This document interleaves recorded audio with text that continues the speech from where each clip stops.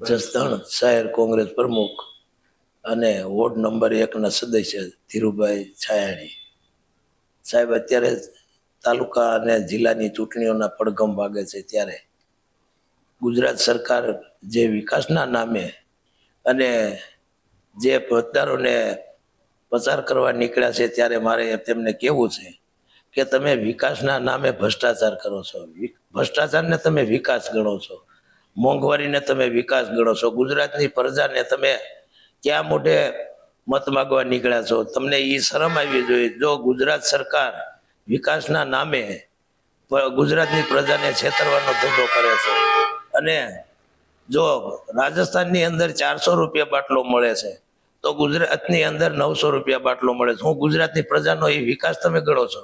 પછી પેટ્રોલના ભાવ, ડીઝલના ભાવ, જ્યારે તમે સરકારમાં નહોતા ત્યારે 10 પૈસા વધતા તોય પ્રજાને છેતરતા હતા કે આટલી મોંઘવારી ન હોય, તો તમે આવ્યા પછી ડબલ મોંઘવારી થઈ ગઈ, એનો વિકાસ તમે ગણો છો? તો આ ગુજરાતની પ્રજા ગરીબ થતી જાય છે અને તમે એને છેતરતા જાવ છો. માટે તમે વિકાસના નામ ભૂલી જાઓ અને ગુજરાતમાં પેટ્રોલ, ડીઝલ, ગેસ, ખાતર, બિયારણ ખેડૂત આજે ક્યાંયનો નથી રહ્યો. કે તો જાય કાં જાય?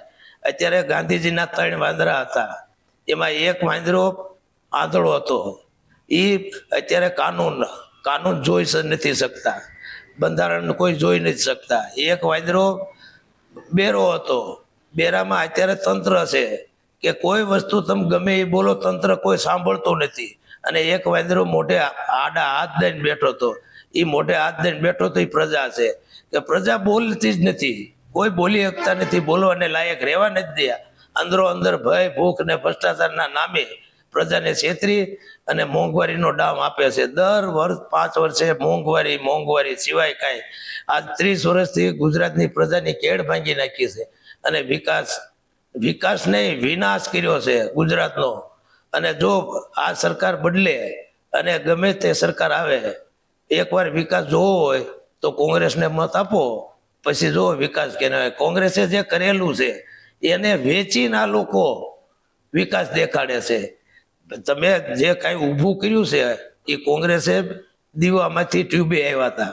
અત્યારે તમે આ ઝાકમઝોળ દેણું કર્યું છે ગુજરાતની અંદર. જ્યારે કોંગ્રેસ સરકાર હતી ત્યારે કેટલું દેણું હતું અને અત્યારે આ સરકારમાં કેટલું દેણું છે એ તો પ્રજાને દેખાડો. તમે આટલું દેણું કર્યું, આટલી વસ્તુ વેચી, આટલા નિગમો વેચ્યા, તો તમે વેચ્યા અને તમે જલસા કરાવ્યા, તાઇફા કરાવ્યા અને ખોટા દેણા કરી અને ગુજરાતની પ્રજાને છેતર્યા છે.